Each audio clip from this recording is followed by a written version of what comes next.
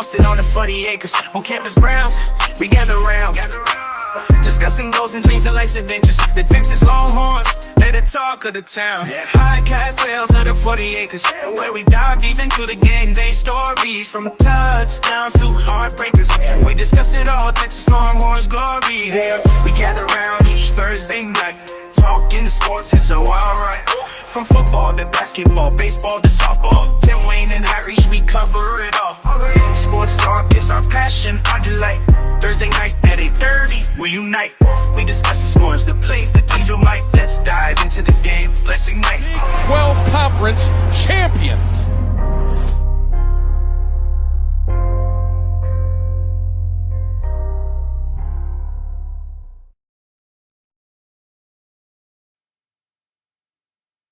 Yo, what it do? What it do? It's week 1. We are here. Longhorn Fan Battle Podcast, brought to you by fanbattlesports.com. Of course, my name is Harish. This is my guy, Tim Wayne. Tim Wayne, what's up, my guy? You're on mute.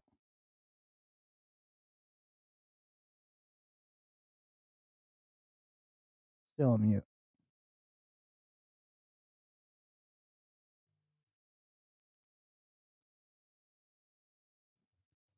Uh-oh. Tim Wayne's having some technical difficulties. Can you hear me? There you are. There you are. Basically, I was saying we're here. We're a little less over 48 hours. I'm ready to go, dog. Or a little we're under 48 hours, huh? I was gonna say, well, I think we're like 36 hours. 36 a little hours. over 36 hours. Hey man. We made it through the long, drawn out, actually surprisingly entertaining summer. A cool summer. Cool. Amongst Texas. Cool. I think this is the coolest summer it's been since I moved here 28 years ago. It was still very hot. You forget it was 105 in February. Yeah, but that wasn't the summer. You know, summer starts. I'm talking about like summer over summer. Third weekend, like this. Third weekend in February is summertime in Texas. Touche. Fair enough. While we were coming up, I was laughing because I'm watching the Nebraska Cincinnati game, and the 4-letter network, who also likes to make famous quarterbacks brothers famous, cannot stop putting Dylan Raiola next to Patrick Mahomes side by side like every 5 seconds. They got, and you know, I actually really like Dylan Raiola. I think he's actually really good. I don't. But you don't like him not because he's not good. You don't like him because of the Patrick Mahomes stuff. Yeah, be your own self, dog. You literally are Patrick Mahomes, and you're trying to like separate yourself from it. Like, but Patrick Mahomes is at your game. Like, come on, bro. Not only is he there. Also, an Adidas school. Who is on Adidas? Who's Adidas flagship guy right now, outside of Anthony Edwards? Patrick Mahomes. Is he really? Yes. He's an Adidas guy? He's an Adidas guy. Oh, that's what's up. Texas Tech, Adidas. Oh, no, that's Nebraska, Adidas. You think Dylan Raiola? You think Dylan Raiola don't have on Patrick Mahomes cleats right now? He probably does. Probably. 90%. The likelihood is probably pretty high. 90% sure he has on Patrick Mahomes cleats. Yeah. So listen, needless to say, we are here. We have football. It is real football that matters. It is drama filled. It is disappointing with the last 2 games. I will say. Just a quick recap of week 0. Love the fact that we have a week 0. We had some football. We had some very messy football. Not a fan of that. And I think with the whole Ireland situation, I don't think we need to play there anymore. I agree. It's, I'm good. We've seen 2 games. I'm good. it's over. Let it go because I'm good. you've got a major injury to a major running back, and we don't necessarily know what the outcome may be. Did they We still finalize? don't know what the injury is. We We know don't it's an even. ankle. We just know it's a knee injury, No, it's an ankle injury. ankle, but it happened early in the game. It happened on the punt return that he fumbled. That's Bro, not good. I had a really good prize picks going on Saturday for that game. I still won it. I still won like $20. I would Okay. have won like 30, 35. Because I think Dylan Edwards was about to go off against that defense. Man. And I think if Dylan Edwards plays, Kansas State wins that game. Kansas State's my pick to win the Big 12. I think Kansas State wins that game too. Iowa State. That game was just messy, and it just wasn't. It's a hard way to judge this. It's hard to play. If for you guys that didn't watch it, it was raining in Ireland like normal, heavy downpour. It was raining so hard you couldn't see it on the camera. Yep. But you could see the players like sliding into stuff. You could Slipping on routes. See players slipping on It's a routes. messy game. Just a real, not the way you want to open up the season. So Yeah. but But we're here and we back. if they do that, if they do this again, you cannot have. I will say this: the idea of a conference game starting the season was really, really cool. That's awesome. But I wouldn't do that there, like that. Like at the end of the year, right? There's Right. potential for that game. When they say, "Hey, the first game of the season," it doesn't really matter. That game actually does matter Yeah, for those 2 teams. because it's a conference game. Exactly. Like Yeah. that determines everything for those Yeah. 2 teams. Yeah. Well, it could potentially Potentially, yeah. Yeah, it could potentially mean everything for those teams. Right. But hey, anyway, that's for the lame 12. That's not for us. We are in the what conference? We're in the SEC. I don't know. SEC. We're in the SEC. We're carrying another conference now, so we're gonna continue to do that. Carrying is crazy. I like it. mean, I like how you feel. Are we not? Are we not carrying this conference? Did we not just win? Did we not just win Directors Club as a member of the SEC? Did we not just dominate the SEC across the board in athletics? True. My boss at work likes to say that we like to deal with facts, not feelings. I like it. Me too. I like it. I'm not mad at it. I'm not mad at it. Listen, regardless, we are right there. We got a big matchup. We got some very. It's like a bittersweet moment, man. Like we still haven't talked about the whole Lee Corso thing. I think personally, if you follow the College Game Day account like I do on pretty much all social media platforms, I think they are going to. I think that they are giving us hints on who coach is going to pick as with the final headgear. I mean, I think I have a pretty good idea who he's going to I think because in my head I was like, oh, he's going to pick Ohio State. That was the first. It'll be the last. Now I'm thinking it might trend differently. I think he's going to pick Texas. And I think it has something, and it's less and less about like, oh, you start and you end the same way, right? Mm-hmm. Right. And it's more of like, Lee Corso has one of the most famous headgear picks of all time when he picks Texas to beat USC, right? Why not double down on it? Manning is there, right? Mm-hmm. Why not double down on it? I think that headgear pick is the most. And I'm not saying that off of fandom. I think the entire world picked against Texas. USC. Do you remember that show at the Rose Bowl? Do you remember like how it all went down? Like everybody's picked. Dez picks them. They had games. They had computer generated teams going up against each other 2001 Miami versus USC. Who wins? The 1960 or the 1970 championship Texas Longhorns against USC. Who wins? The 80s Oklahoma teams. The 95 Cornhuskers. They had all these historic teams going up against USC. They were breaking them down as if they actually played the game, using highlights and everything. And nobody could beat this USC team.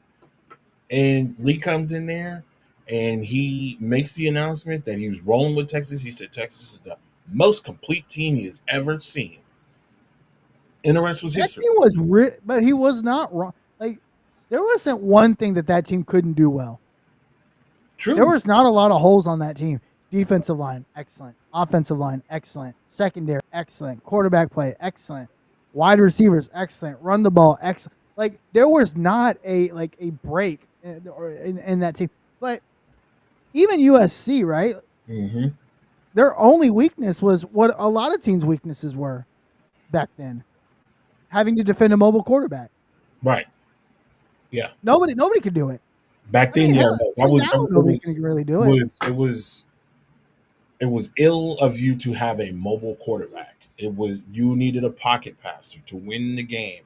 You needed to have a guy that could sit back and throw the deep route or throw the 9, or not to throw the 9. He'd throw a 10 and out. He needed to be able to do this. He needed to 4-step drop backs, like 4-step drop back, 3-step drop back, hitches, all that stuff. They wanted that's what you wanted. You wanted a prototypical quarterback.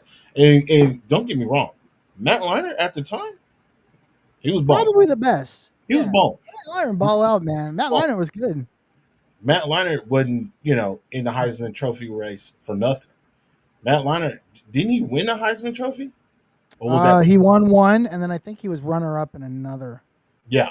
So he because him and Reggie both were in, I think they were him, Reggie, Vince.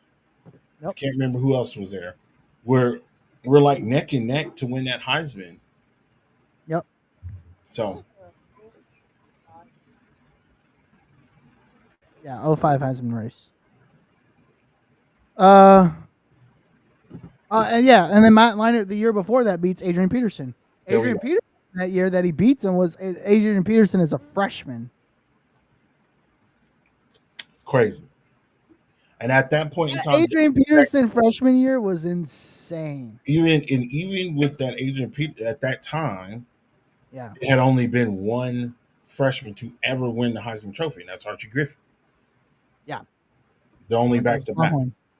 Yep. The only back-to-back. So no, not Longhorn, Buckeye, yeah, Archie Griffin. My bad. So, yeah, I mean, listen, I can't wait to see what Lee does. I'm gonna be quasi in it because I have to go to the airport around that time, but I'll definitely be in it. Are you going to the airport that morning?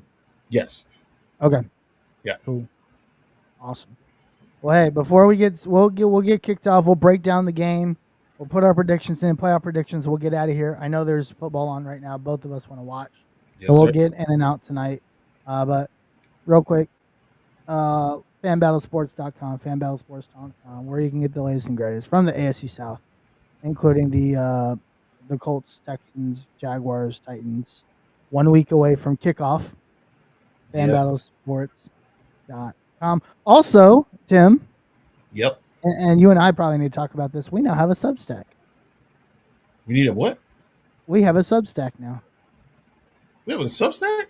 Yeah. We created it last week. So we have a Fan Battle Sports Substack.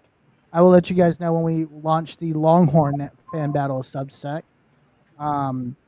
We'll put up articles, we'll put up clips, we'll put up all sorts of stuff. So we'll let you guys know when we launch that. But for now, like, subscribe, comment. We are almost at 80 subscribers. I don't know if we're going to get to 100 by Saturday, but that would be really freaking That'd be great. Y'all run them numbers up. You know what I'm talking about? So follow us, like us, subscribe down in the comments below. No, you don't subscribe in the comments below. Like, comment, comment in the comments below. Subscribe to the channel. We are live every Thursday night, 8:30 p.m. We love we talk everything Longhorns. We'll have guests.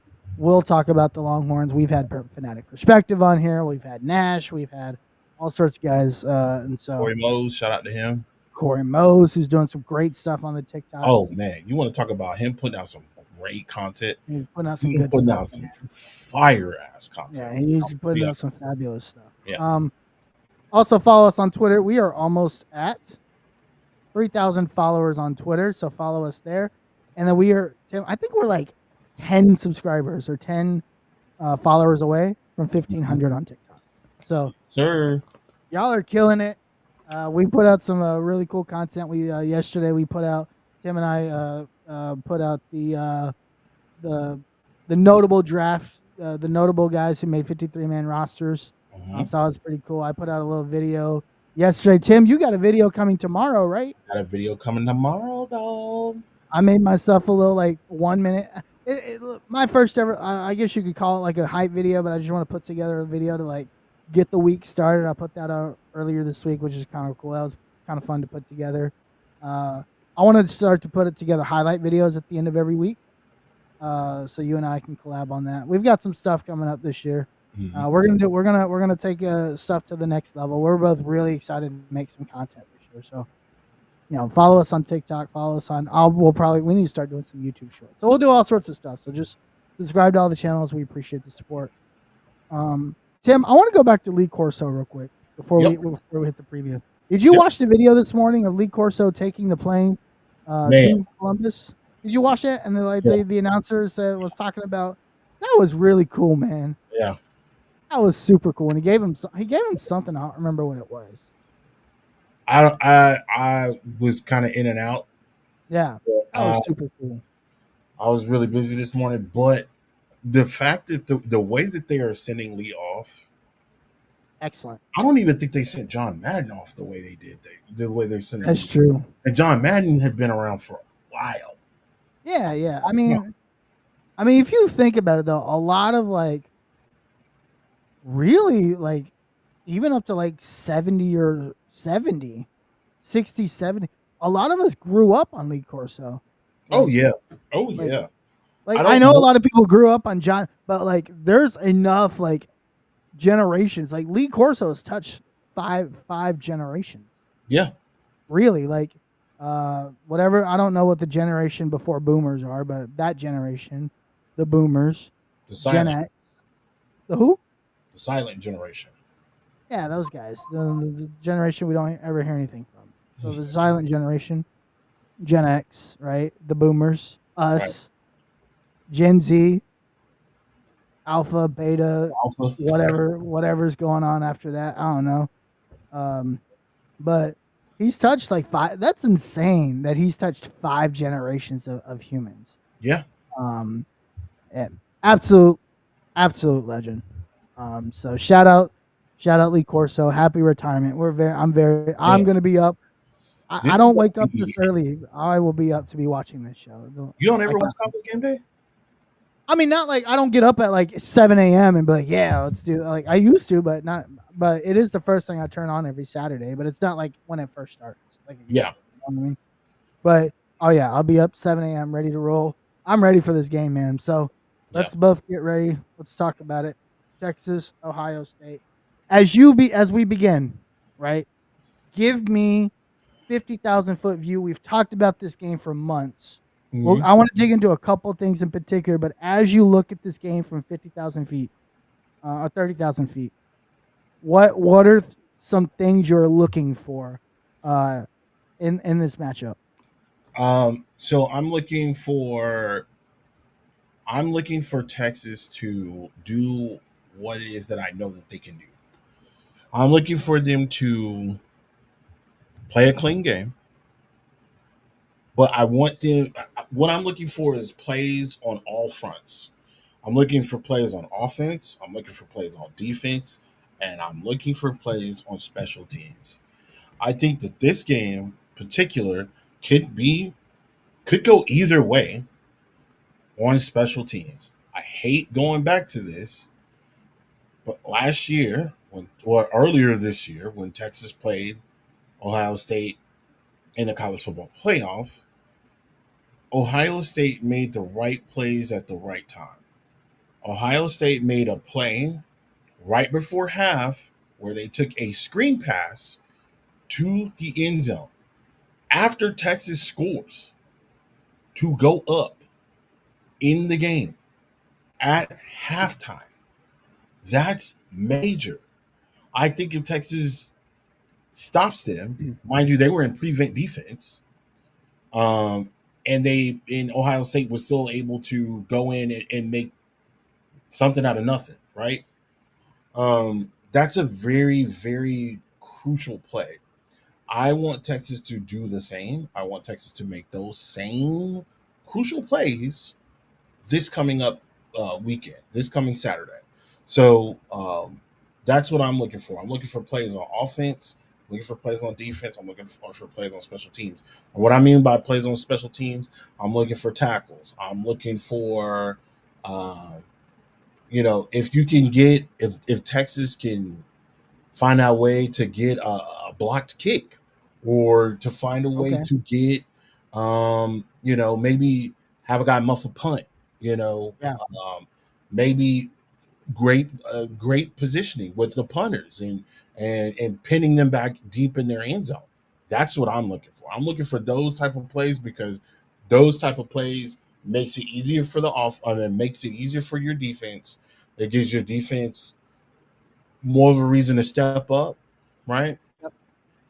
You get your offense to, or if you get your special teams to do what they need to do as far as pinning these guys in the back of their own end zone, you give the defense an opportunity to make the type of plays they need to make, and you give Texas an opportunity to work with a shorter field. That is how it you see how that all flows. Yeah. That's what you need. You need a complete game. Do we know that they're going to be mess ups? Yes, but how do you react to those mess ups? How do you let those mess ups? How do you let them affect you? No offensive penalties, on no false starts, no holding, none of that, no illegal man downfield, none of that. You cannot afford to have that in this particular setting. Not this game. This is and I hate that it's the first game simply because most of the time these games are tune-up games. So again, shout out to Texas, shout out to Ohio State for allowing this to come together the way they did. I still think Ohio State is pieces of trash for trying to push that game to Sunday and have it as a night game. Y'all are trash for that. And the reason why y'all are trash is because people pay thousands of dollars to fly to Ohio, which is, I don't know anybody flying to Ohio to do anything other than to watch the Buckeyes play. Maybe when y'all had LeBron, maybe. But other than that, you can't tell me that's a little sleazy. Oh, let's bump it to a Sunday where we'd have to have everybody that's there. Some people wouldn't be able to make the game because some people only had money to pay for a Saturday trip. Yeah, I think it's less of that. We know Texas travels, right? And it's Labor Day weekend, right? So, I mean, Sunday wouldn't have been a cumbersome, but it wouldn't have been the worst. The problem is they wanted to make it a Sunday night game when I don't think Ohio State plays next week. No, they play Grambling next week. Oh, do they? Okay. Yeah, they play Grambling. But they play them at home. Yeah, they play them at home. Texas would then have to come back maybe Monday, right? Late Monday, right? Get back Tuesday, and then play again Saturday. Yeah. So that's kind of that's the reason why Texas said no. Listen, do people not remember that Texas went into Ohio State 20 years ago and beat Ohio State at the shoe? No. And they're not gonna remember that because they won national championships in between that time. Multiple. Touche. Yeah. So this is not up no more. Look, it is what it is, right? It's so dumb that this is a noon game. or 11, right? Our time. I absolutely hate it. But it is what it is. It is what it is. I hate the powers that be. Those that have the goal make the rules. It's unfortunate. I hate it, but here we are. Regardless, we're getting the matchup. That's what we need to focus on. We're getting the matchup. So For sure. I'll take it. 11 a.m. kickoff. Not too enthusiastic about that, but hey, it is what it is. Yeah. I think there's a couple things to look at for this game. And you've already mentioned a couple of it, right? I think number one, mistake-free football. Yep. You can't. This is not a young offensive line. It's not an inexperienced offensive line, but it's also not a very experienced offensive line. Right. I'm not worried. The defense is the least the thing the area I'm least worried. Right. I'm also curious to see what Texas will do to help Arch. Yep. CJ back, the running game is going to be very, very important, and it's going to be less. It's not even like the East-West run game, right? Mm-hmm. It's the North-South run game that I'm the most concerned about. Right. It is CJ Baxter and his health, right? Can he help you in instances where we couldn't get short yardage done last year? Can he help you get 3rd and 1 in the third quarter, right? With an opportunity to keep the drive moving. Arch's ability to run will give you other opportunities, but this team is very good. Mm-hmm. This is a very good football team. Absolutely. Right. But it's also still on the offensive side, young, inexperienced. And as time goes, I think that'll get better. With that being said, a lot of different things can happen in this game. It could be a very, very dirty, murky game because that's what's expected this early in the season. Or one of these teams could find a rhythm early and roll, right? I think either of those things are very, very possible. One is probably more likely than the other, but I think it's going to start with which one of these teams is more disciplined. And to me, Texas is built to be disciplined at this point. Right. I'm saying that Ohio State isn't, but Texas has continuity. We've had the same. Texas has the. Think about this. Texas has had the same offensive coordinator, the same defensive coordinator, the same offensive line coach, the same head coach for 5 years now. Yeah. That's unheard of in college football. Literally, it's unheard of in college football. I do not know of a major blue blood program that has been able to keep the same continuity and staff for 5 years. It's unheard of, right? And so I think that is going to help Texas a lot in this game. We've done this before. These guys have done this before, right? Arch has been in these situations. He went to Alabama, right? When we beat Alabama. He went last year to Michigan when we beat Michigan. He was in those environments, not playing, but he was in those environments. Right. And all the freshmen this year will also travel to this game. Like Sarkis said, all freshmen will travel. I don't think they'll all play, but they'll all travel, right? That's amazing. I think he's getting them. He's preparing them. Preparing them. There's a reason behind that, right? Yeah. You might not play, but at least know what it feels like, right? I think that'll play huge. I think that's number one, right? I think discipline is going to be really big. Like you said, false starts. Not delay games, but that's going to happen. Yeah, delay games. You got to make sure that your quarterbacks and your center and your offensive line is on par. Yep. Ohio State, the horseshoe is going to be loud. It's going to be loud. Yeah, and it's going to be daytime. It's going to be really loud. I honestly believe it's probably going to be just as loud as an Ohio State Michigan game. This is for sure. This is this is a big deal. Yeah. When do you remember a number 1 and a number 3 starting the season? Off. That's a long time. I don't remember the last time that there was a matchup that high and with that caliber of teams. You remember when Alabama played Florida State and Alabama wiped the floor with them? Was that a 1-3 matchup to start the year or 1-2? Are you talking? Was that DJ Olale's? No. I think it was before that. I think this was it might have been Jameis Winston. Dude, I don't. That's what I'm saying. These matches are few and far in between. They don't happen at all. Yeah. To start the season, no, not week 1, right? Yeah. not week 1. Yeah, so this is going to be an insane. So obviously, like offensive line discipline is going to be very, very important. On the defensive side of the ball, discipline is also important. Just because these guys are vets, don't let things get over snippy, right? Things are going to get snippy, right? Yep. Don't hit a guy out. Don't hit a guy after a play, right? Don't Shiloh Sanders out there. Don't do anything crazy like that, right? Shiloh Sanders didn't deserve that, but okay. But the action, right? Regardless of the don't get caught. don't.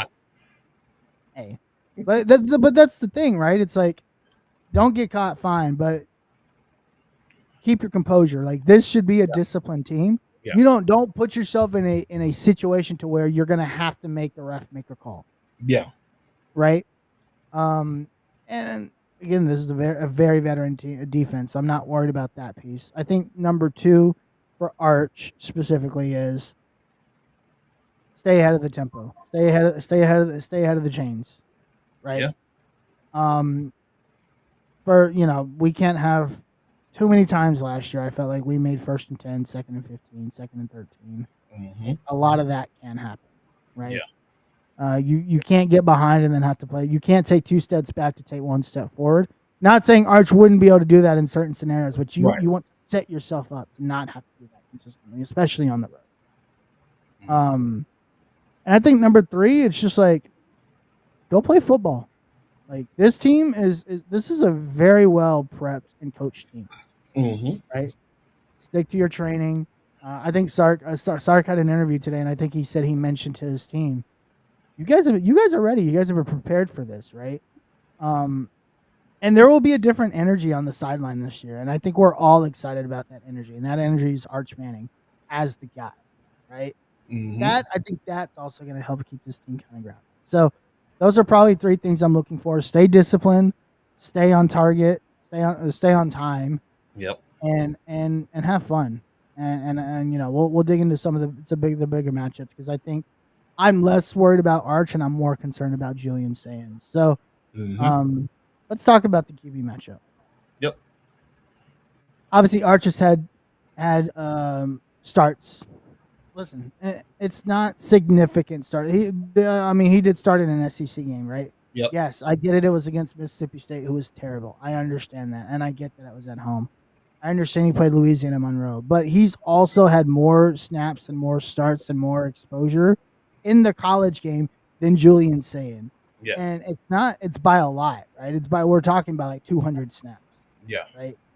Julian Sayin is as talented as he is. I don't think we're going to see the best of Julian Sayin. Not right now. I'm not right now. I would say, although the pressure is on Arch, Julian Sayin, and we talked about this last week, is literally going to face an All-American on every level. Not to take anything away from Ohio State. Level. Not taking anything away from Ohio State at all. But to have literally an All-American in the dirt with his hand in the dirt, an All-American with his hand in the dirt. You got an All-American at linebacker, and you got an All-American at in the backfield. Yeah. You that's a lot.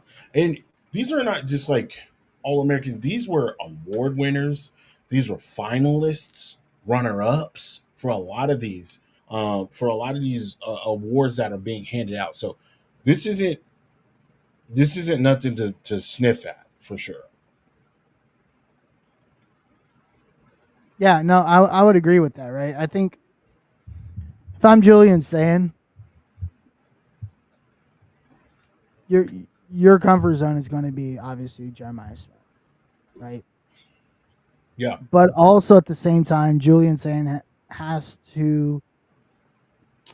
I think Texas is going to bracket Jeremiah again. So I'm interested to see like how, because they bracketed him in that semifinal game, right? Mm-hmm. I'm interested to see how they play that again because I think if they had Chip Kelly in this scenario and they bracketed Jeremiah Smith again, I think Chip Kelly could have come up with something. Chip Kelly is a monster coordinator. I don't know what Brian Hartline's going to be able Right. Because he's not been a successful offensive coordinator in the past. Right. He's taking over now. He is a wide receivers coach, and he's a very good wide receivers coach. Right. So that's going to be very interesting. But they're going to have to find ways, just like, we need Arch to stay ahead of schedule. They're going to need Julian to stay ahead of schedule, even more so than Arch. Right. Because of how potent this Texas defense is. True. So it'll be very interesting to see. And they don't have the running back duo that they did last year. Not saying that those running backs aren't good. Those are CJ Donaldson. I can't remember the other Sam guy. Dixon. Who? Sam Dixon. No, CJ Donaldson. The other guy is what's his name? Oh shoot, it slipped my mind. James Peoples. Oh, okay. Yeah, both very good, both very, very good. And I think those two guys are going to end up being really good players by the end of this year. Right. James Peoples from, of course, home state, right, from San Antonio, Texas. San Antonio. So, but again, those are two guys that they're leaning into now, and these guys don't have the same level of experience as they had last year with TreVeyon Henderson and a game of this magnitude. Mm-hmm. We don't know could they fumble a ball? Could they what's going to happen in those scenarios? And so it'll be very interesting. I don't know. All that combined with the inexperience of their offensive line, which kind of matches the inexperience of our offensive line. Right. I think we're going to see a heavy dose of either force feeding Jeremiah Smith or getting him involved, and that's going to be very interesting to see how that plays. I'm also interested to see how Julian Sayin holds up. Julian Sayin is not a big guy. Yes. He is 6'1", 208 pounds, which is not. Listen, we've seen what Kyler Murray could do in college, and he was freaking crazy. But this is a different Texas team. We know that this is a different Ohio State team. The big guys up front, that defensive line, if that defensive line can get a couple hits, man, that could be great as well, man. They could really I don't want to sound crazy, but you get enough hits on Julian Sayin, Ryan Day might start looking elsewhere. If he's not playing up to the potential that he's supposedly have, mind you. That's tricky, man. What I do recruited him. Ryan Day recruited him. This is not a. I'm not trying to make Julian Sayin out to be some flimsy guy, but this is literally his first game, dude. I think that's more the reason why you don't do that. Right. You don't what? Take him out. You let him suffer? If he's having a bad game? It's got to grow someday. All right. It's the first game. Look, you've got a whole 14, 15, potentially 16 games ahead of you, right? Right. What better way to learn and prepare and grow than against the number one defense in the country? Let's be honest, right? At the end of the day, from a win-loss perspective, and this is why the playoff is so good, and this is why expansion of the playoff is good. The likelihood now, unless something crazy happens, the likelihood of Ohio State not making the playoff, right, pretty slim. And we already know, right, all you have to do is get into the dance. That's all you got to do. That's what they did last year. That's all you got to do at this point. That's all you got to do. You just got to get into the dance, right? So that's it. I say leave him in, let him learn. If you lose, okay, cool. Now you know what to try to fix over the next 15 weeks. Right. And so I wouldn't take him out. I think you have to give this guy a long leash. Now, that depends on what Ryan Day's mindset is going into this game. What is he trying to accomplish?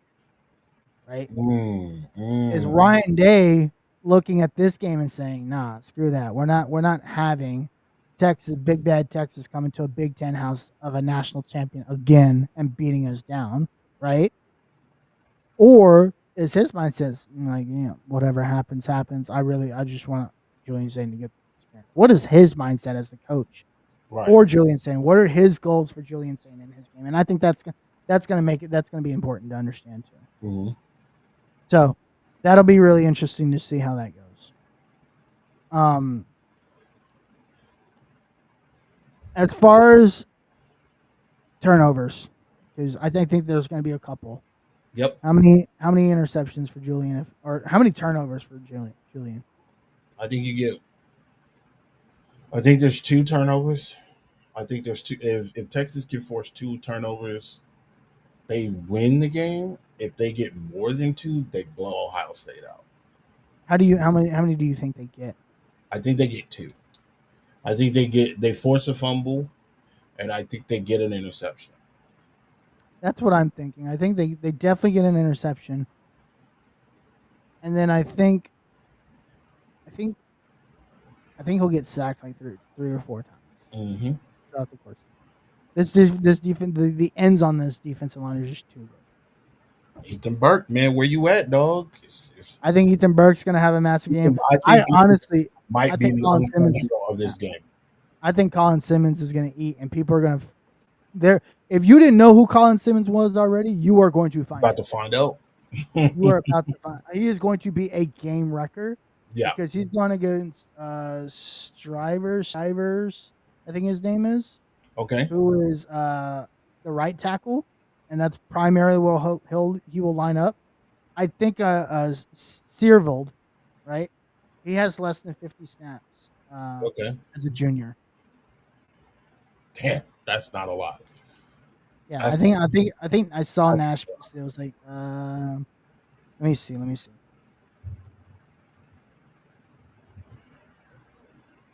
if I can find it real quick. Yeah, here we go. Oh no. He's got more than 50. Okay. He's got more than 50. He's only got 2. He's made 6 starts in his career. 6 starts, but 6 starts, but 0 starts as a right tackle. Oof. All right. So, and he's played a total of. Actually, he's played a decent amount of snaps. He's played a total of 495 snaps, with a PFF grade of 62.5, which actually is like. That's not bad. This is second high. Yeah, he's only third to Trevor Gooseby, who's played 319 snaps. Right, he made 2 starts last year, obviously. Yep. Right. And Gooseby had a 62.7. So that'll be a very interesting matchup. It'll be really interesting to see how that matchup goes. So I think that matchup's going to be very interesting as well. I see Julian Saint throwing a pick. Yeah, I don't know if he fumbles. I think he throws. No. I think they force a fumble on from maybe a wide receiver, maybe a running back, something like that. Yeah.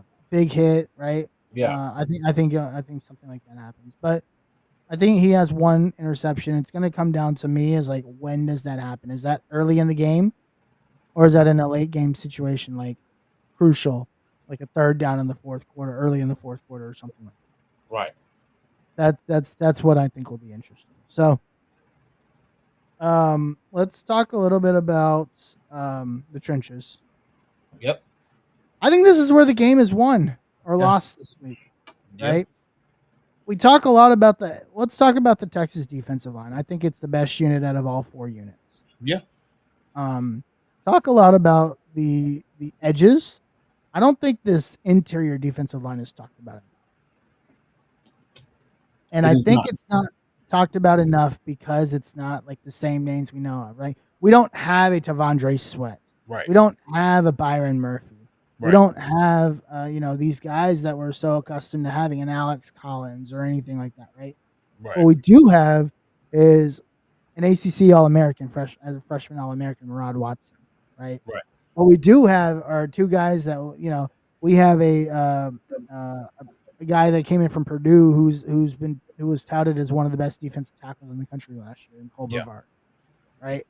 What we do have are 2 other guys that we've been that we've been growing in our own wheelhouse for a couple of years in Alex January. And we also, oh yeah, by the way, 5-star plus defensive tackle that we stole from the Sniffs of Georgia, Justice Terry. Right? That's gonna be awesome. So I named off 4. Yeah. Texas probably has like 7 defensive tackles that they're gonna play in this game. Yeah. Yeah. That's a lot of defensive tackles. It's a lot. Listen, from Alex January to Justice Terry, you got Hero Canoe, which he came from Ohio State. Ohio State.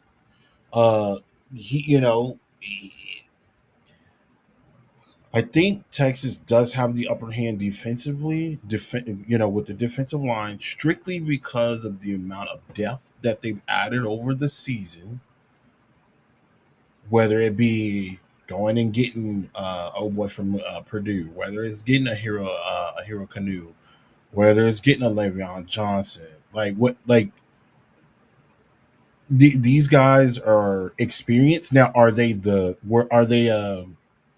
Alfred Collins or Tavondre Sweat? No. But what I like that Sark has done is that the guys that he has gone to get, he's been very intentional on getting them. Yeah. Very intentional. And I think I was kind of more interested how Sark was going to treat the portal, and how he was going to again address those needs. Because I would think me and you would both agree at the end of the season, we both agreed that like the interior defense was unaddressed. Like there was going to need to be. Oh, it needed to be, yeah, for sure. And I think Sark has done it. I think with the additions that he's had, it's obvious that he's made a splash there. So I think adding the experience helps Texas a lot in this situation. I agree. We didn't even talk about Travis Shaw, the transfer from North Carolina. No, we did not. Who had some challenges in North Carolina. That guy, if that guy can pan out and they can and Baker can grow him, that's an NFL draft pick, man. Like that guy's really freaking good. 6'5", 6'6". He's ridiculous. He is 6'5", 342. Big boy. That's a big. So here's the thing. Big dude for real, man. Yeah, big boy. So you got a plugger, right? You got a guy that's gonna plug the hole. 6'5", 342. Hero Canoe, 6'5", 299. He's not like big, but he's big, right? 6'5" is not a small frame. No. Alex January, 6'5", what that does for a small quarterback. Yeah. It's hard to throw the ball. Yeah. It's literally hard to throw the ball. If Texas can just do this, if they can put their hands up and they can swat the ball, and they're going to learn to do that, right? They've probably been taught to do it all offseason. They've probably been taught to do it all offseason. Yeah. I don't necessarily know what Ohio State is planning on doing, if they're going to try to run the ball, if they're going to try to put the ball in the air on some deep professional routes. Don't necessarily know how this is going to play out. Yeah. But if or if they're going to try to short yardage, maybe get some quick hits, some screens, some bubble screens, things like that. I don't necessarily know how they plan on playing this out. But if Texas can get their hands up, swat a couple balls down, that makes a big difference as well. That makes your lineman, or that makes the offensive lineman frustrated. That makes your quarterback frustrated because now he's second guessing where he wants to fit these passes through these windows. If you can get your hands up, you can do a lot. That is probably one of the most frustrating things outside of hitting the quarterback that you could possibly do is swat. We saw it with Quinn. Yeah. How many times did the defensive line, the interior defensive line, swat down the ball, and we saw a guy wide open, and it didn't get there because the ball was swatted. And Quinn missed opportunity. Listed at 6'3". Who's that? Quinn Ewers. Yeah. He was listed 6'3". But yeah, I mean, I completely. That's going to be huge. Murad Watson, 6'3", 327. Mm-hmm. Alex January 6'5", 308. Yep. Levon Johnson, who I actually don't know who this is, 6'2", 310. Yeah. And then that's. I don't think we're gonna play any freshman defensive tackle unless Justice Terry plays. And at 6'5", 268, he might play like I think we do see Justice. I think we do see Justice. I think we'll see Justice Terry play less than 10 snaps.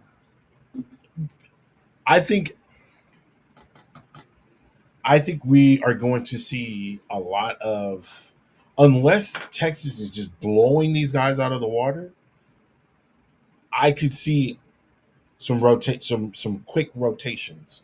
Now, if Ohio State's running and gunning, they're running, no huddle, they got quick counts and quick snaps and things like that. Then of course, you can't get those guys, time. But right. You can't stay on top of it. But if they're just, running a regular type of offense with not too much crazy pace, I can see that. Fair. Yeah, I think the pace of the game will be interesting. I don't anticipate this because even last year, like that Ohio State team the pace wasn't very high. They didn't play with a lot of pace. They didn't play with a lot of tempo. Texas played with the tempo. Correct. And I think that'll be interesting. Like I think Texas will play with more tempo this year than Ohio State because you have Arch, right? Right. I think because of Arch's ability to run, it just adds such a different dynamic to the game that in an RPO, you finally have the option piece of RPO. Like we haven't really had the option part of RPO. Yep. And now you do. And so I think that's going to be fascinating when we talk about like the quarterback matchup is how does Texas use the option piece of RPO? Man, where is that wrinkle going to come at?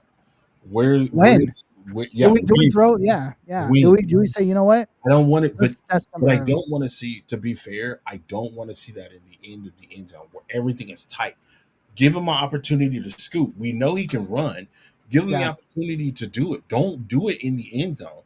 That's do it in the open field. That's how you get your quarterback killed. Yep. Give him an opportunity to get out in space and run the ball. And if they've got it, if they can do it, like just give him an opportunity to do it. Don't wait till you get to the back of the end zone. Everybody's on top of you. There's no room there. It's tight. Let him do it in the middle of the field.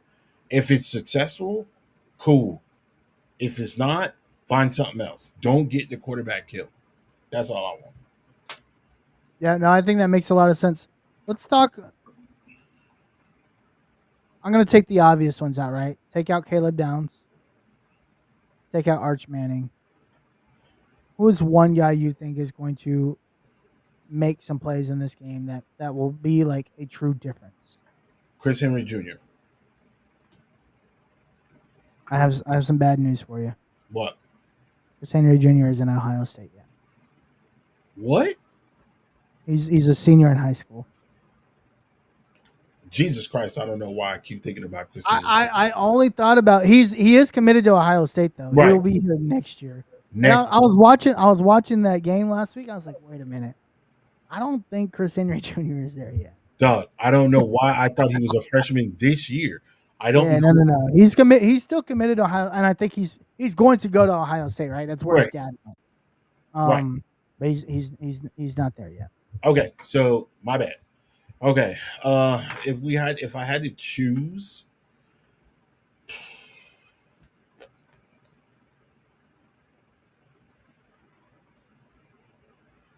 I don't know. I really listen.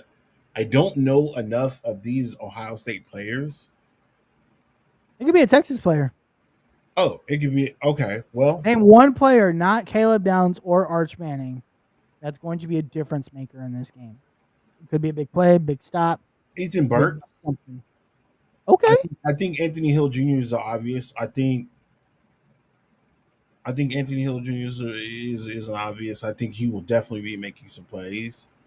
But I think Ethan Burke is going to show you why he was recruited the way he was.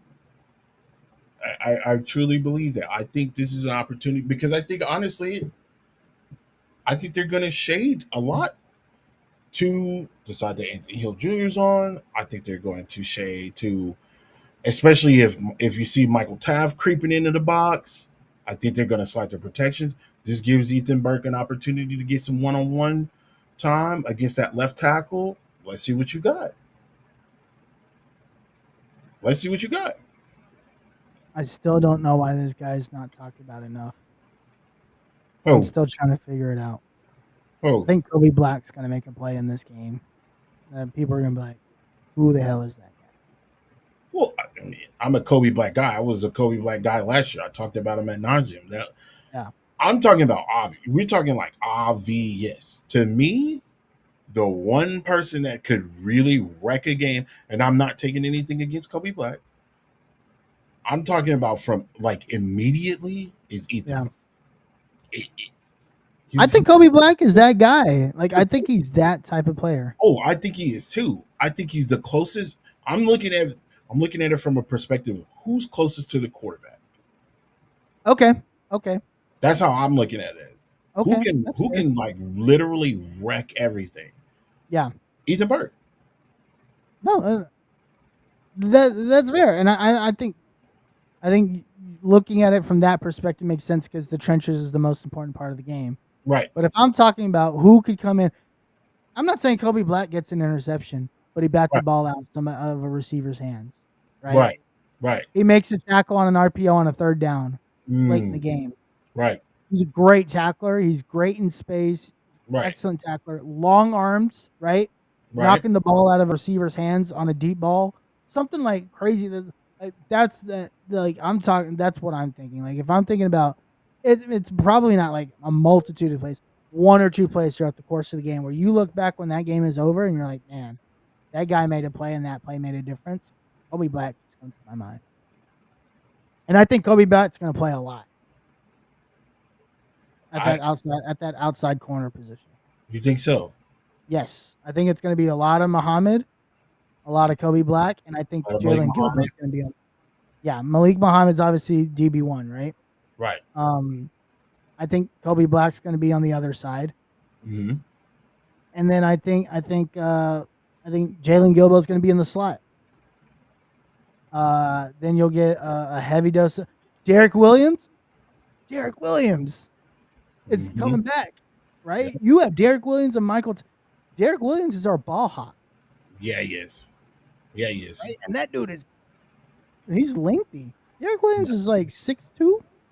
Yeah, Derek Williams is 6'2", 200. There's a couple of guys that are really tall. You think about Jelani McDonald. He's tall. McDonald is also 6'2", too. You got 199. Yeah. Kobe Black. Let me ask you. Black is 6'2", 199 as a corner. Do we see Jonah Williams? I don't think so. Maybe I think Jonah Williams. Well, Jonah Williams hasn't really practiced. He's hurt. Now, could you see him on like special teams? Maybe. Yeah. Maybe I don't know. I think if you haven't practiced, he was still nursing the injury from the top of the month. I don't think he practiced even last week. Like to me, if you go into last week, right, and you hadn't practiced, you're not playing in this game. All right. Okay. Right.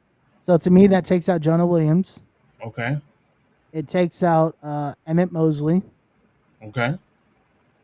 I can even throw another guy that's going to make some. I think Parker Livingstone can make his name felt this week. Him and Arch have like this connection that I think like I know you talk a lot about the Ryan Wingo Arch connection. Right. I think Parker Livingstone and Arch's connection is probably even better. Really? I've heard a lot of really good like stuff. I think they're like roommates. They're really good buddies. Like they've got like a connection. Okay. So I think Parker Livingstone's going to play a lot. Like I honestly do believe because Emmett Mosley hasn't been healthy. I think Parker Livingstone's going to play a lot. It's going to be you're going to get a lot of obviously DeAndre Moore, right? You're going to get a lot of obviously. Yeah, of course, you're gonna get a lot of DeAndre Moore, get a lot of Ryan Wingo, obviously, and then you're gonna get Parker Livingstone because after that, it's Emmett Mosley, right? Right. And then it's all freshmen. I don't think you might see some Michael Terry, you might see some Jamie French, but Sark doesn't play a lot of freshmen in these types of games. Man. He only played Colin Sims last year because what I'm doing is I'm looking for the wrinkle. Like what is like defensively, like what wrinkle is he gonna get? Like what is this defensive coordinator finna do? What is he finna put in front of saying like what happens? Is this gonna be a corner blitz, right? Like a weird corner blitz. You got corners out the butt, dude. You got you bring a corner and a safety randomly, right? You literally have. I'm not joking, Hirsch. You literally have like 4 or 5 corners right now that can make plays everywhere. We're like 6. And 2 of those guys can play safety. Yeah. You could take Jelani McDonald and put him at inside corner. He's done it before. Yeah. You can take Jalen Gilbo, put him out at safety. Like you can move these guys around. The versatility of this defense is insane. Yeah. Right. You got Wardell Mack, who Grayson Littleton is like the safety that's turned a lot of heads too as a freshman. Like that name has been pushed out a lot this offseason. Like, and he's a freshman and I've heard a lot. Like Grayson Littleton. I'm ready to see. I guess I'm saying, like, I'm thinking from an aspect of like, which one of these young dudes is gonna step up? Who's that's what I was trying to think. Oh man, that's what I'm thinking, like Parker Livingstone or even a Jack Andrews, who's not young, but nobody knows who he is yet, right? He's rated the number 6 tight end in the country right now. Right. Like somebody like that. But then defensively, who is that guy? That's why I was trying to dig deep. Is it a Kobe Black? Is it Leona LaFau? Who's now a full-time starter and has the speed to probably match up with their tight ends. Right. Like, does he make like a David Benda type play? David Benda, that interception to start the 3rd quarter last year, or in the semi, like, does a play like that happen? Right. That could potentially swing the momentum of the entire game. Right. But you talk about like wrinkles, like I don't know. I don't even think it necessarily has to be a wrinkle. Who's going to make a big play at the most like unexpected? Mm-hmm. Yeah. So I think that'll be really interesting. Absolutely. All right, Tim. Let's wrap this up. Predictions. Who you got? And what's the score? I've been hesitant to throw this. I've been hesitant to throw this out here. It's because my bracket has looks like complete trash because of Boise State. So I'm just gonna throw. What I'm gonna do is I'm gonna make it easy. I'm gonna throw my top 4 out there. My top 4: Texas, Clemson, Penn State. I'm changing it from Oregon to Penn State. Real quick. What's your prediction for the game? Oh yeah, and then we'll go to the prediction. My bad. Prediction for the game. I knew you were on a roll. I didn't mean to do that. No, you're good.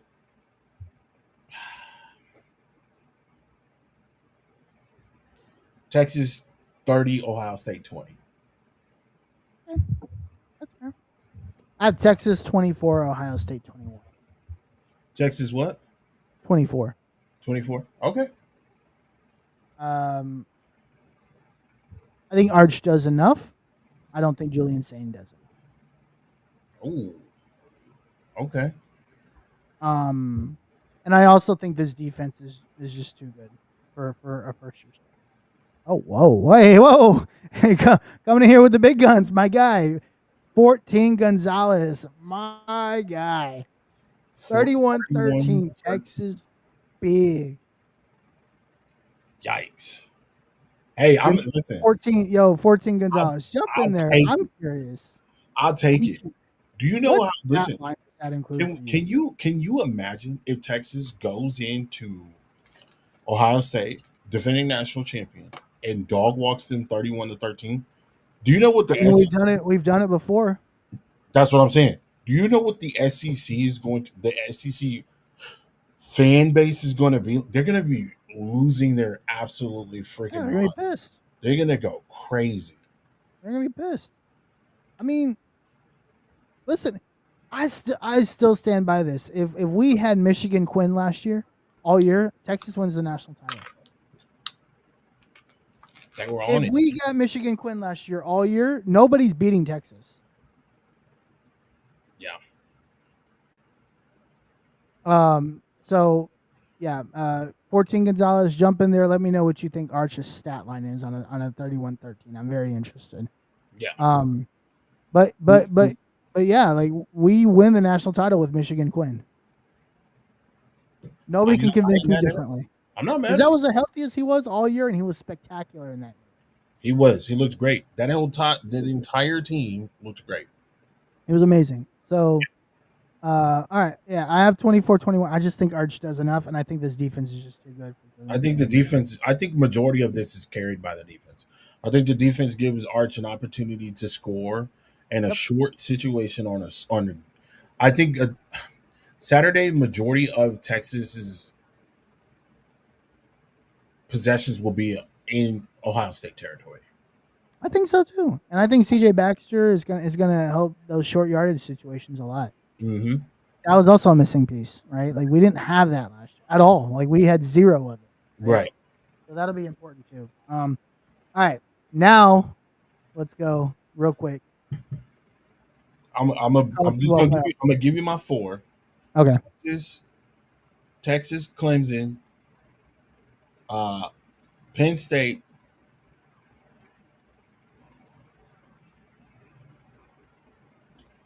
I hate I'm gonna say this, but I'm gonna say Georgia.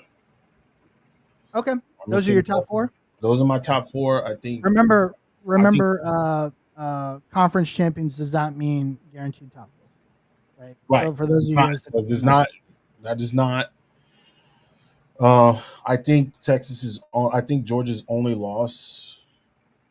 And again, I changed this after last year and really sitting down and kind of really getting to think about these rosters and the types of matchups that we were going to get. I think Alabama is still in the playoff, but I don't think that I just don't trust the quarterback situation at Alabama. So I'm going to go Georgia. And then my last pick, Texas. I don't know why I didn't write this down. Texas, Georgia, or Texas, Clemson, Penn State, Georgia. Penn State. I'll write it down for you. Thank you. Penn State plays Georgia, beats Georgia. No, Penn State plays Georgia. 12. Georgia. No. Clemson plays Penn State. Clemson beats Penn State. Texas beats Georgia again. And then Texas, Clemson, and a natty. Oh, okay. So you think that's your final 4? Yeah. Okay. That's it. Texas, Clemson, and a natty. Texas wins. I think it's close. I think it's very close. But I'm rolling with the Horns this year. Normally I don't do that. You know I don't normally do that. Yeah. But I'm rolling with I think this year is gonna be the battle of Cade and Arch. I think that's what we're gonna see. I think if I had to pick the quarterbacks that I feel like is gonna get a lot of love this year, Arch, Nussmeier, Cade, DJ, and I can't. Yeah. Those are the guys. Those are the guys we're gonna hear a lot of. Yeah, I think so too. I think by the time we get to the final 4, I mean, I'm not. We'll put out 12. I guess we can do that later, but I think Texas is definitely one of those 4. Yeah, I think Penn State is definitely one of those 4. Mm-hmm. I like LSU to be one of those 4. Okay. And then I think I'll I want go. I want to like LSU so bad. I want I to. love I just LSU. can't put my trust in Brian Kelly, dog. I just can't. I want him. I want LSU there. Yeah. I just can't. I can't get behind Brian Kelly, dog. I think if there's any other competent coach, Texas or LSU dog walks a lot of these guys. But I don't know what it is about Brian Kelly. I don't know what it is. He has literally left. He had a remarkable team in Notre Dame, left a bad taste in the mouth. Leaves Notre Dame, comes to LSU, gets all of this, gets all, the embarrassment of riches at LSU, and you still can't get it done. How is he still getting jobs?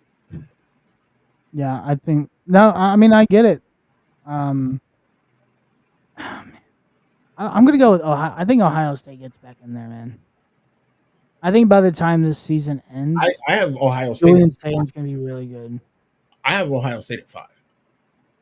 Yeah, so I have Ohio State as a probably. I don't know if they're a 3 seed, but they'll be the 3rd team, right? Right. Like I don't know if these are the seedings. So Right? you're basically saying that they win Big Ten. No.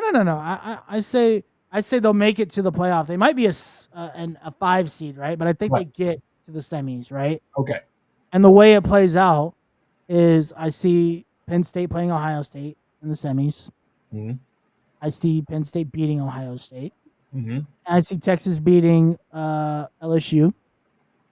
I see Penn State, Texas in the Natty, and I see Texas beating Penn State just because I think speed kills, and I don't think Penn State has the dogs to keep up with Penn State. Hey man, that's it. That's I like On the 20-year anniversary of Vince Young winning the Natty, we are back. We will finally be able to say it. If that is, dude. If that, first off, can we not win every 20 years? Can we do it? Can we? Oh, we're gonna win next year too. If we win this year, we're winning next year. We're repeating back to back. I already had us winning next year. Like I said, hey, Arch is gonna come here and play 2 years, and we'll win in year 2. Like next year is not a debate. Arch will by far be the best player in college. There's no debate for me. Boy, look at it. Who's coming in? All these guys are gone. Nussmeier will be gone. Drew Aller will be gone. Lenore Sellers will be gone. Jeremiah Smith is a junior, right? He's going to be the only guy that's there. Right? Cade Klubnik will be gone. All these guys are going to be gone. Oh. Who's going to be the guy next year? Like next year, like I get that you guys are like, hey, like this is the year to do it because of the defense. We're reloading on defense, man. Like I just next year, like you thinking I'm worried about guys leaving this year on defense. I'm not, because you're going to reload. Colin Simmons is still going to be here. You're gonna lose Ethan Burke and Colton Vasek, but you just reloaded with Lance Jackson. Right. Justice Terry is going to take over in the interior. Linebackers, we just signed Atkinson as a 5-star line. He will start next year. Yeah. In the secondary, you have all this experience. Kobe Black, Grayson Littleton. Yeah. The secondary is going to be absolutely insane next year. Cade Phillips, Jonah Williams, Xavier Filsaime. Like the next year, the secondary is going to be just as Jelani McDonald. Like this secondary could be just as good, if not better, because these guys are going to play a lot this year. Yeah. Next year, and then on the offensive side, Arch Manning comes back, right? Mm-hmm. You're going to have a boatload of running backs. You're going to have a lot of receivers with experience. Right. Khalil Lockett's going to be back. You're going to get Ryan Wingo is going to be back because he's only a sophomore. Right. Ryan Wingo is going to be a stud. I think Ryan Wingo wins the Biletnikoff next year. Okay. Right? Like I think that's more likely. So if they win this year, which I hope they do, and I picked them to do so, they're going to win next year. So yeah, we will go back to back. I like it. I like it. But anyway, that'll be very, very exciting to see. Real quick, 14 Gonzalez, really appreciate you, man. He says definitely a few pick sixes. I truly believe our defense will be too much for the Garrett QB. I see Arch throwing 250 with 100 yards with this. Ooh. He's going to open up with a bomb to Wingo. He's going to go Xavier Worthy on him. No, that would be wild. I love that. That would shut that stadium real quick up. That'd be crazy. Real quick. That'll be very interesting. Are you playing Prize Picks for this game? No, but I will now that you mentioned it. I haven't even downloaded Prize Picks. I put mine in. You want to listen real quick? Yeah, go for it. All right. Let's see. Arch. Okay. So Arch Manning. In the first quarter, I put higher than 300.5 rushing yards in the first quarter. Okay. Easy. Julian Saint's going to throw a pick. Easy. Parker Livingstone has a touchdown. Jeremiah Smith has a touchdown. That's one of them. I think it's pretty solid. You're all in on Parker Livingstone. I'm going all in. I put in another one. Jeremiah Smith over 4.5 receptions. Okay. Trey Wisner over 77.5 rushing and receiving yards total combined. Okay. Arch Manning over 15.5 longest rush. 15.5. You think Arch is going to be scooting this game? All right. I see where you at. And then I have Jack Endries under 37 yards receiving, but I think he gets a lot of touches, right? And then CJ Baxter has a rushing and receiving. Man, okay. So those are the two that I put in. And then I have another one for tonight and tomorrow. Okay. Dylan Raiola, 2 touchdown passes. He's got 1 already. Okay. Haynes King over 40 rushing yards versus Colorado. He gonna get that. And then I have Amarian Miller, who's the running back for Georgia Tech. Okay. Or no, the running back for Colorado. Okay. Yeah, Colorado. I have him over 40, or receiver over 40 receiving yards. I like it. So that's what I've got going this weekend. Oh, and then I have a season long one for the season. Cade Klubnik starts the playoff game. All right. DJ Lagway over 2,500 passing. Oh yeah, he'll get that easy. I think he'll get that for sure. I think This is going to be the fun one. Okay. Garrett Nussmeier gets over 3,700 passing. Oh. How much can you win off that? I only put down $1. I don't have that much in my account right now, and I'm running a little low, so I'd only win $20 on this one. But and then Arch Manning over 25.5 passing. I think he'll get that for sure. I think he'll be around 35 to 4,000 yards passing. Oh, I think that sounds about right. I had it at 30, I think. So. Okay. That's what I got cooking. We both got Texas winning. 14 Gonzalez has Texas blowing out Ohio State. We are 36 hours away. For you gamers out there, 2K comes out tonight. Metal Gear comes out tonight. We're full-fledged in the fall, man. We are here. Tim Wayne, before we get out, where can the people find you? You can find me at Tim Wayne on Twitter. You can find me at Tim Wayne on pretty much all platforms. Appreciate everybody supporting the TikTok videos and having a great conversation. We're in the thick of things now, so we will definitely be giving you guys our feedback. There will be a bunch of live tweeting for sure. So again, appreciate it. We're here. We made it another year. We get an opportunity to watch a Manning play. So let's get to it. Where can they find you at? You can find me at the Uncle Gandhi. Find us both at LH Fan Battle. Follow us on Twitter. Like, comment, subscribe. We need to get to 100 subscribers by the end of the year. By the end of the week would be great, right? But we just want to get to 100 subscribers in general. So subscribe to the channel. We really appreciate you guys. My name's Harish. This is my guy, Tim Wayne. Hook 'em horns. We out of here. Peace. Joe Gabriel.